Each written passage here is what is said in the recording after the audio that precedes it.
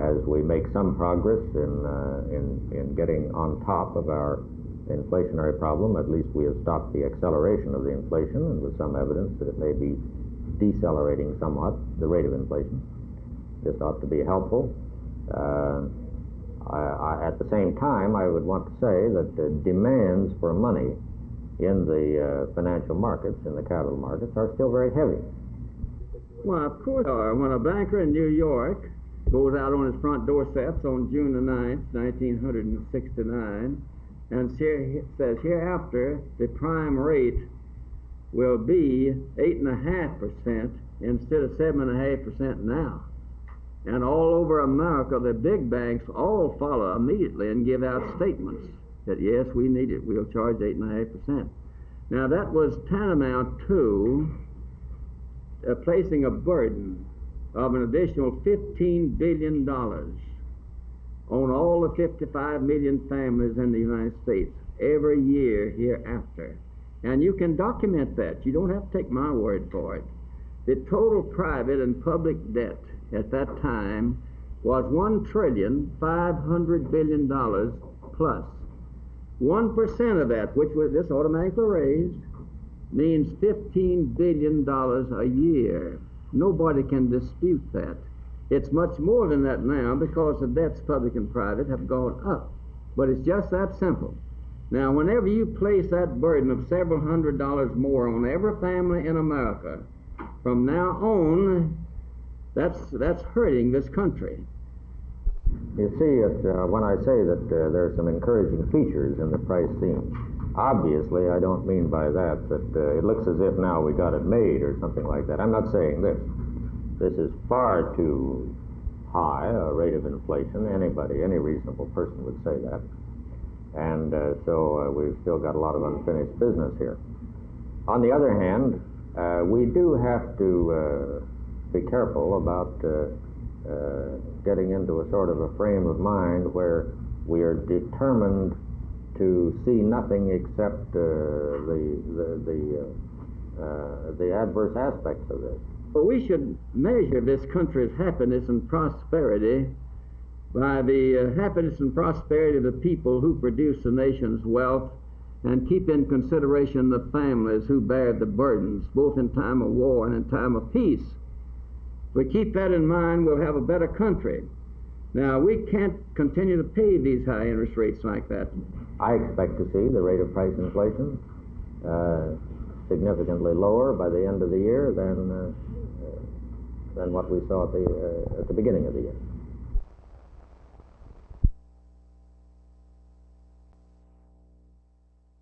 I'm quite sure that there will be legislation introduced to provide for a constitutional amendment for 18-year-olds to be able to vote in Texas. I think it's important to remember, however, that before 18-year-olds could vote in Texas, not only would the legislature have to pass this constitutional amendment, but this amendment would have to be approved by the majority of the voters of Texas before 18-year-olds could vote in Texas.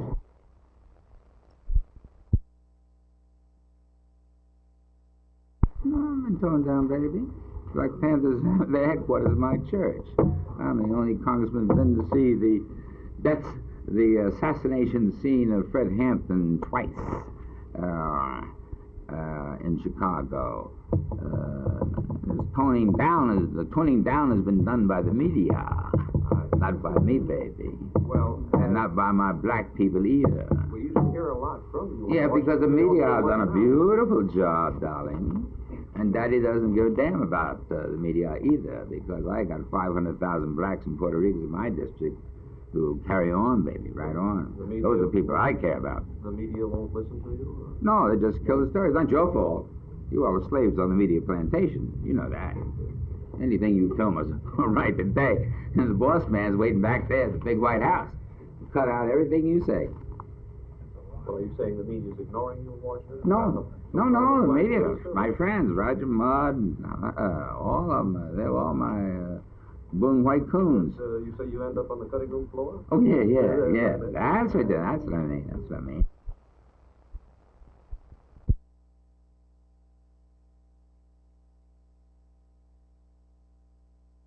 Well, the majority of the members of the Commissioners Court have called a special meeting for 9 o'clock This meeting is called to ask the governor to release funds for the OEO program here in Dallas County.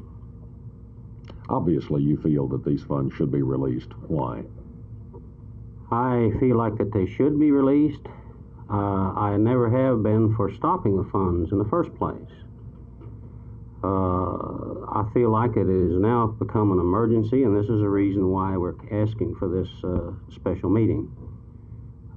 We have daycare centers for children, transportation for sick children to clinics and hospitals, and the distribution of food to these centers in South Dallas and West Dallas and throughout the county, Segerville and Lancaster. And we feel like that it is an emergency. This is the reason why we're calling a meeting.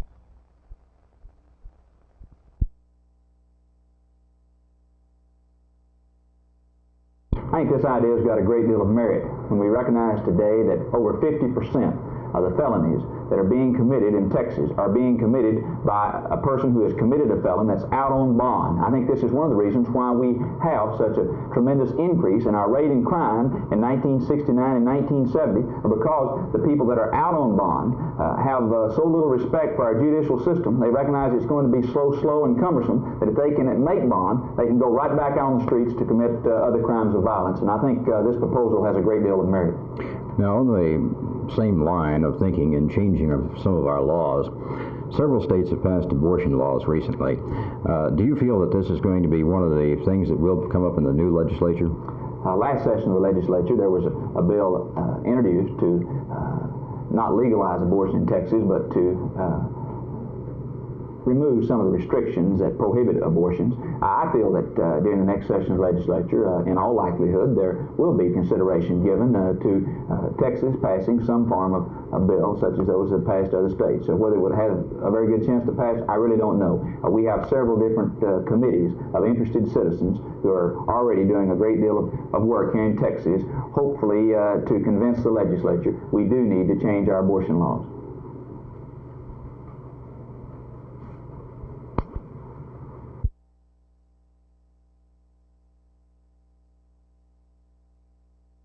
Nancy, in your years in Washington with the Johnson administration, did you ever hear the president say that he thought perhaps there might have been a conspiracy involved in the assassination? Well, no, I don't. First of all, I never heard the president discuss Lee Harvey Oswald. But if he does have some reservations, as you suggested earlier, about the Warren Commission report, he's not alone in that, because many people have. Senator Richard Russell from Georgia, the eminent senator from the South, has always had some reservations about whether or not there was a conspiracy. And in fact, I have heard nothing authoritative that I could actually quote here on the air, that even members of the Kennedy family have reservations about the findings of the Warren Commission.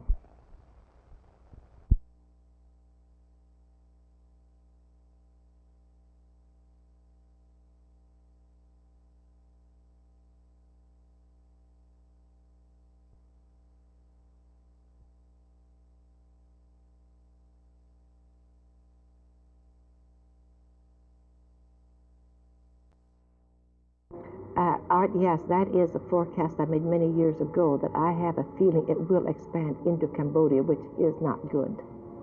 However, I feel too, I'm going to add this, because I like to give a little bit of hope.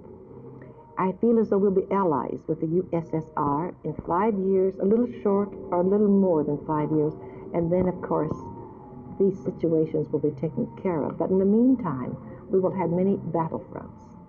Gene, in regards to the administration, do you foresee any changes in the administration and high-level officials? Yes, I do, and that will be my June forecast, so the newspaper that carries my column here in Fort Worth will give you the story. Excellent. As far as the national personages that you have come in contact with, do you feel that there will be another assassination or another violent death anytime in the near future? I feel as though there will be an attempt, yes, before the year is over. But I do not believe that anyone in our government, that is, say, like our president, will be assassinated.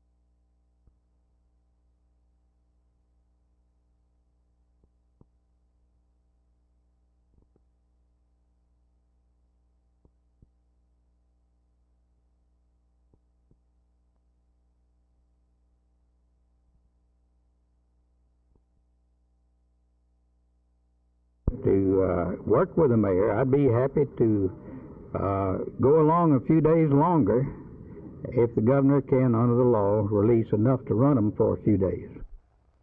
The magnanimous act of the good judge in agreeing to call the governor and ask the governor to release funds sufficient to keep these people paid and keep the program going while we are working hard at trying to restructure in the minimum possible amount of time, I think was the main objective of our coming together today, and I'm thoroughly delighted. What will you do if the governor says he cannot release the funds only part of the time? Then I'll try very hard to convince my good friend Judge Sterrett to ask the governor to release all of the funds then, and assure him that we'll keep working post haste to get this restructuring done in the minimum possible amount of time.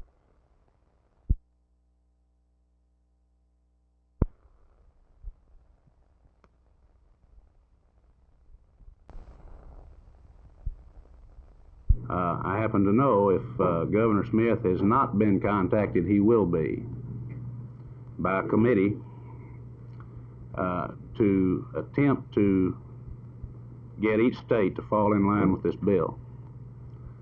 Some of the states have already been contacted. I don't know that Governor Smith has, but I feel that he has.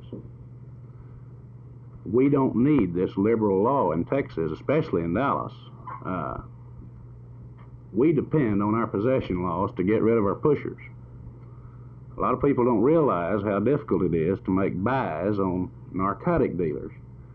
And to my knowledge, this is the only way that you can get a conviction in court on a pusher, is to make a buy from him. And sometime in the office of District Attorney Henry Wade, in the office of Chief Dyson has been out here and spoken to these students. A number of trips have made to Special Investigator Mr. Beilhardt, who were looking into the fact of Jasper Backus having the buses taken out of the name of Fellowship Baptist Church Training School and put into the name of Dallas Dry Cleaning Training School, and that monster doesn't exist, only through Backus. My experience in life as a lawyer, as a judge, has always been one of obedience to the law, and not only obedience to the law, but of protections given people by the law. The basic purpose of a government, of a people, when they form a civil compact to form a government, is protection of each other, protection in their property, and protection in their personal lives first, then their possessions. And I have always supported actions that would protect people in their persons and their possessions. I have never countenanced actions that would be destructive of person or property. Anything that destroys property weakens all men. When a building's burned, everybody is poor. They've lost an edifice of service to mankind.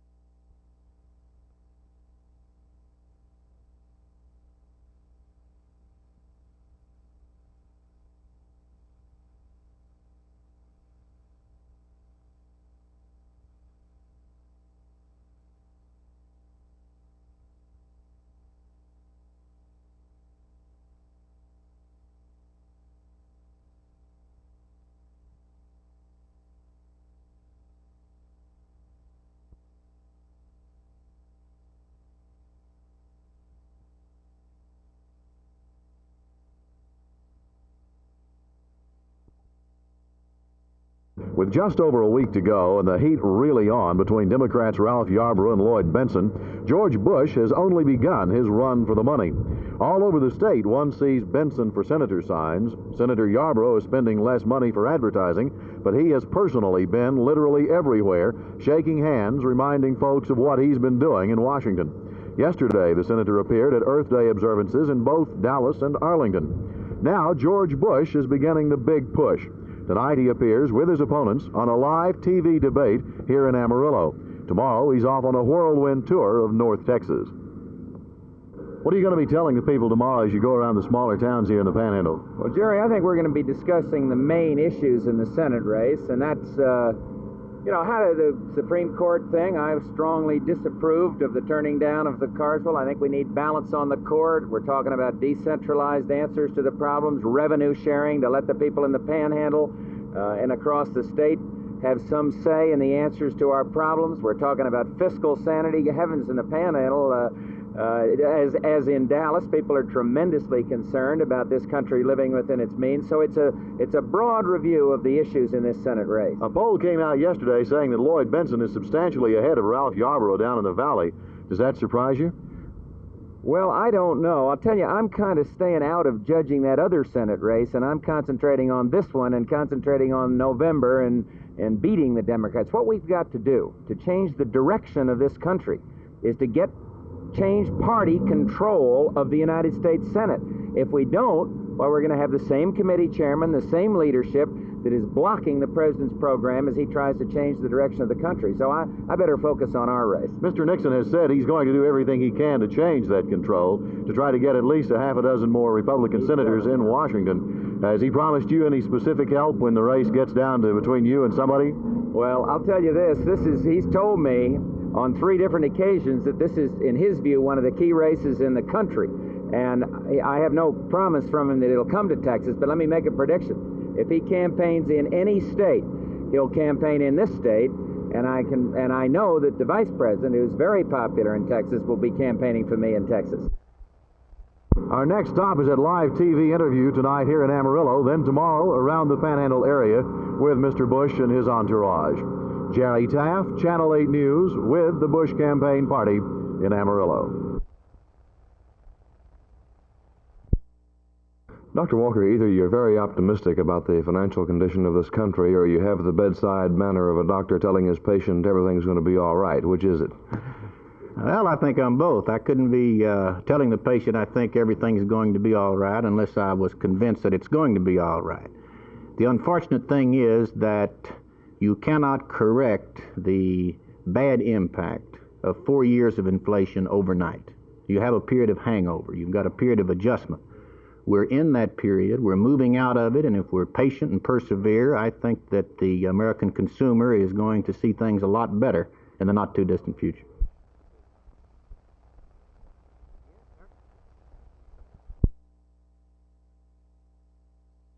I plan to ask the governor if, under the law, that he can finance this program for 30 days. I think perhaps it would be good, but not to release the entire fund, because if he does, in my opinion, this will never be done. We've had a very, very simple way to cure this for the last 5 months, and we've had so much delay in action and so much blocking. But if the city doesn't want to resort to the proper way to cure it, then, of course, I'm ready to work with them any way that I can to get it cured.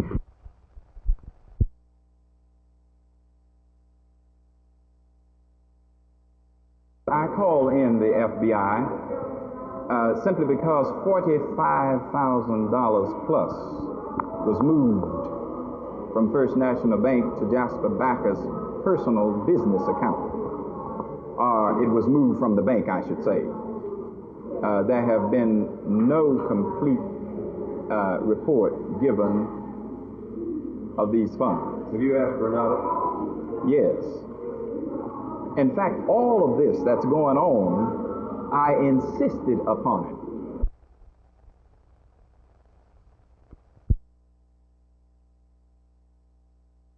lot of people believe that we can restore the environment and whip pollution only by massive injections of federal spending. And a lot of the political back and forth is on whether we plan to spend enough money. Well, first of all, it's a partnership problem. We shouldn't expect the federal government to build all of the sewage treatment plants that are needed. And so we've set up a program which will result in $10 billion for this purpose. $4 billion federal, $6 billion state and local through an easy borrowing plan. Secondly, the federal government doesn't have to spend money to get people from doing things they shouldn't do. It can pass a law and put a businessman or another polluter in jail. Thirdly, we can use tax preferences and tax penalties. And finally, we can mobilize the business community to do the job, and good old-fashioned American know-how there, I think, will cure the environment much quicker than a massive federal spending program.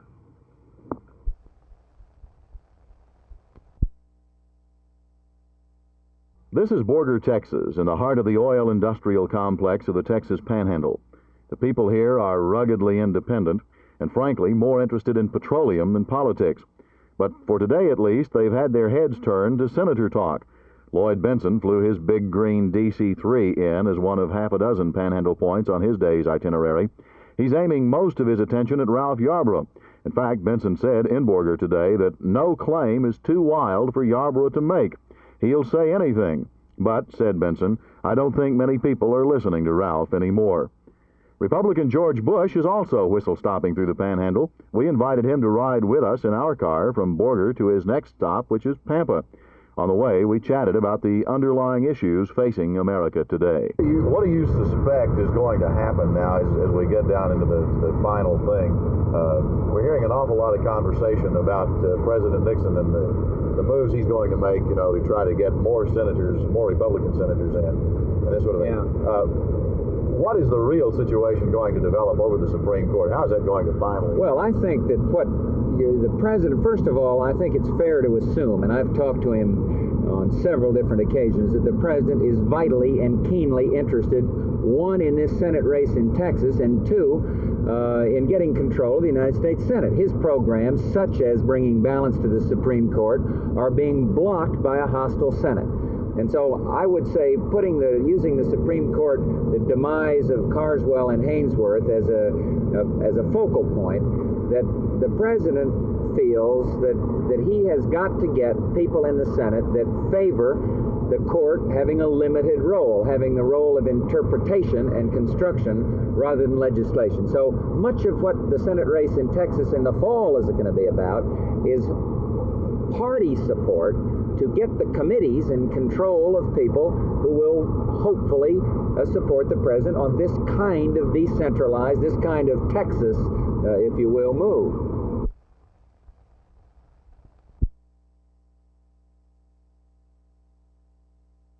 I came back Wednesday night of last week. We've now been in this campaign less than 10 days, really fully. I stayed there for very important legislation. Being chairman of the Labor and Public Welfare Committee, I steered through that conference committee with the House, the greatest educational bill ever passed by any government in the history of the human race, with $24.6 billion to be spent over 3 years to help the education of the school children of America. And I stayed there for that, and through the Senate, not through the conference with the House yet. The Hill-Burton bill, type of hospital construction that the administration vetoed last fall because of the need for hospital rooms in America to care for the ill of this country, and we put in that $6 billion for 5 years to build hospitals. Oh, that's the kind of thing my opponent says he's against. He says he's against these spenders. He apparently wasn't against the spending of $5 billion, $200 million on one airplane with the Lockheed Aircraft Corporation. He had the power to share the rest stuff.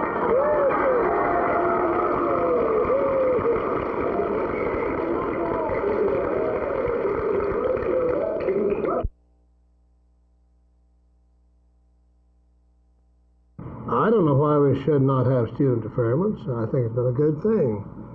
You get the index of the capabilities of people. You find out, you catalog, the reading we did start with, you catalog your capabilities for future scientists, future leaders, and then they're committed to serve Don't lose sight of this fact.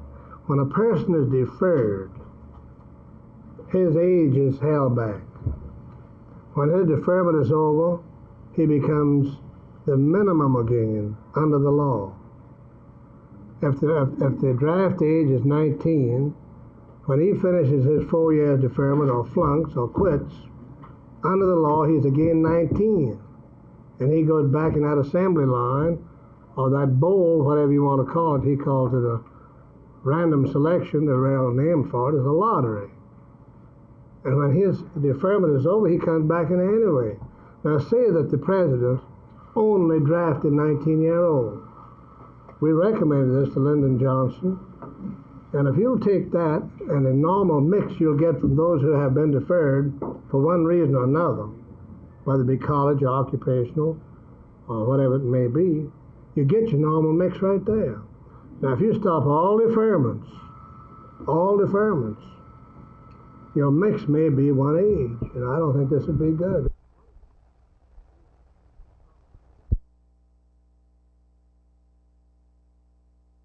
The legislature is going to be faced with a new penal code. What little I know of the preliminary work on this, that we'd be a whole lot better without it in toto. I know that may not be a particular work of your committee, but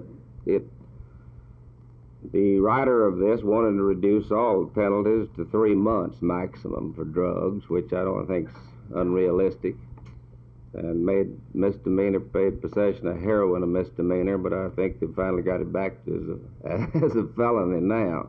But You're referring to the whole revision committee that's revising the whole penal code. Your drug problem will fit into that, but there's a lot of reasons that I oppose it. Probably the big overall reason, and the reason I'm saying this is because I know how those things get passed, because I know how the Code of Criminal Procedure got passed. They sent it around to all these lawyers, and all of them don't read it, but go ahead and say, well, Page Keaton wrote a good one, and Page knows about as much about criminal law as my 14-year-old boy, and I went to school down there to him, so, that's my school. Your legislature passed the Code of Criminal Procedure 4 years ago, or nearly 4 years ago. Still, we don't know what the proper procedure is because it hadn't been tried out in the higher courts. Then we get hit with a new penal code. It'll be 5 years before we know how to draw an indictment on some of these. As you may or may be aware, they divide all offenses into number 1 offenses, number 2 offenses, number 3 offenses. They set a blanket punishment for all number 1 and 2 and 3. But we're not going to know till the higher courts pass on every one of these things exactly whether we have a good indictment.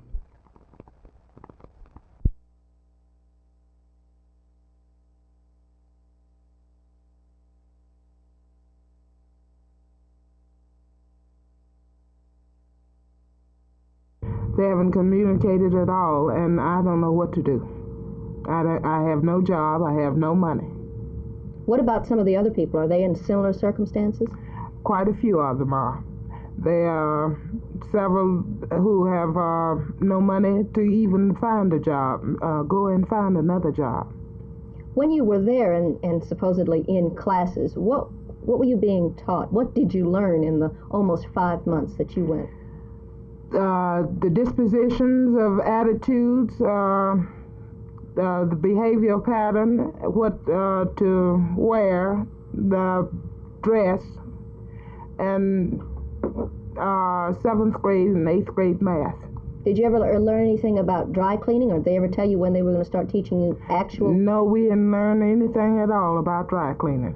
I think you told me they did bring in 1 sleeve board? 1 sleeve board, and they showed us how to check in the clothes, that's all, and that was just before we left, just before the school was closed down. What were the classes like? Well, what did you do all day besides listen about attitudes?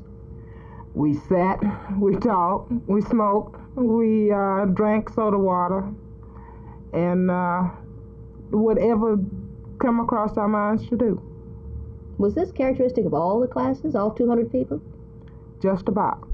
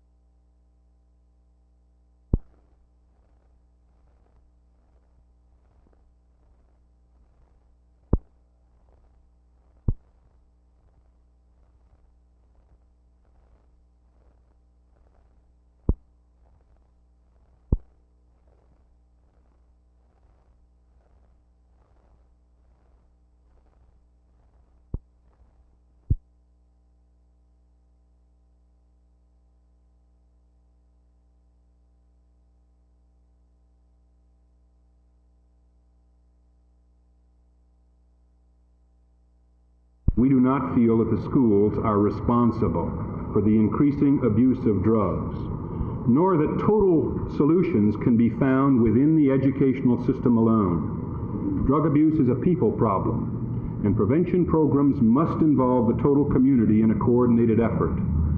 Ideally, the ultimate foci of preventive education must include both the natural groupings of adolescents, so-called peer groups, and the family. For many, if not most adolescents, drug abuse is a group process. Despite the frequent tenuousness of drug group ties, membership in such a group has meaning to its participants. Prevention and intervention must respect the need of adolescents for group identification and participation. I think the most important thing about the study is the fact that, we can stop our guessing game in this city. A lot of would-be experts are making all sorts of wild estimates about the degree of and the nature of the problem. Some have said we had 95% usage, some have said 5%. Some have said we've had a fantastically large percentage, others said none. We know now, as a result of this study, that we do have a real problem, and we've got to start doing something about it. Does that leave you optimistic in ways to find solutions to the problem or otherwise? Oh, without a doubt, I think the recommendations made by the committee are most constructive, and as I followed Dr. Lewis today, I cannot see any recommendation that he has made that does not appear to be feasible at this point for implementation in this city.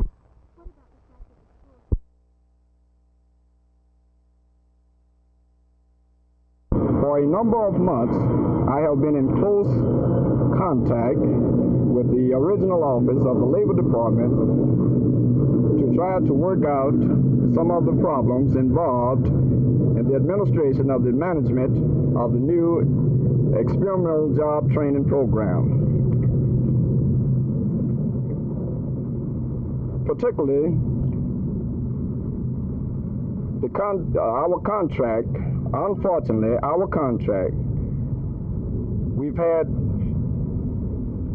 we have been handicapped with some differences between the subcontractor and me. But I have done everything in my power to work out the verbal solutions. And I have at all times protected the students and lived up to the spirit of the contract. I wholeheartedly welcome the investigation.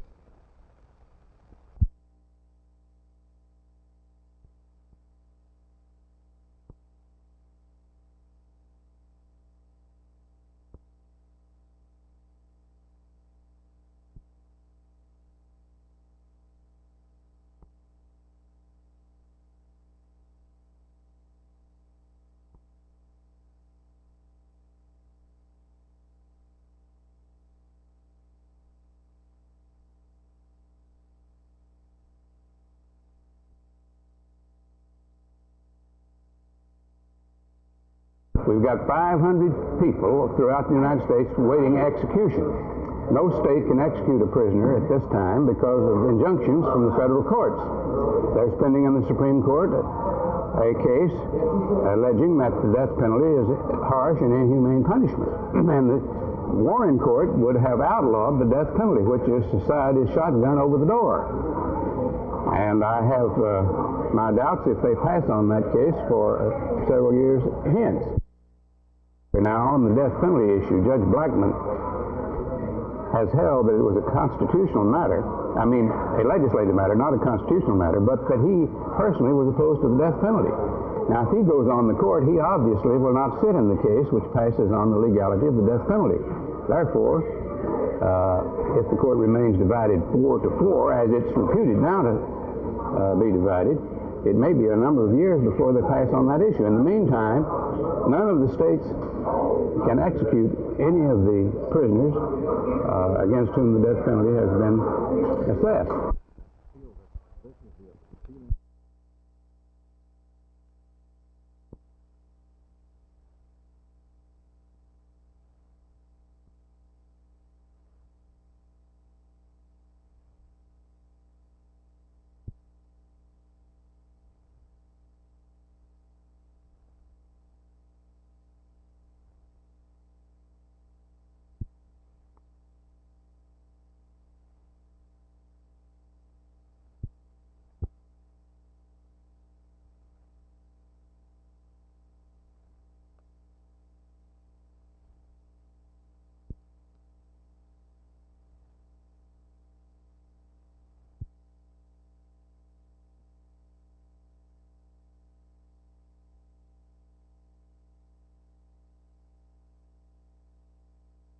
Nice meetings on Vietnam.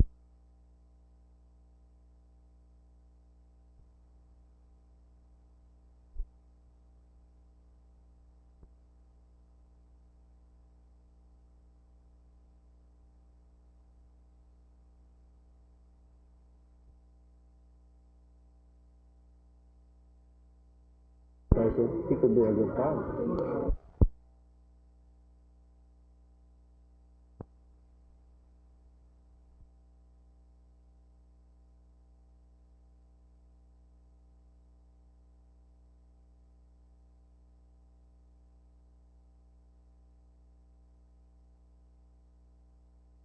There are quite a few have gone to this Mr. Taylor and talked to him about their money and trying to get some legal way that we could get our money and a legal way that we can find positions, job placements to keep us from floundering around and waiting on to see what happens in school.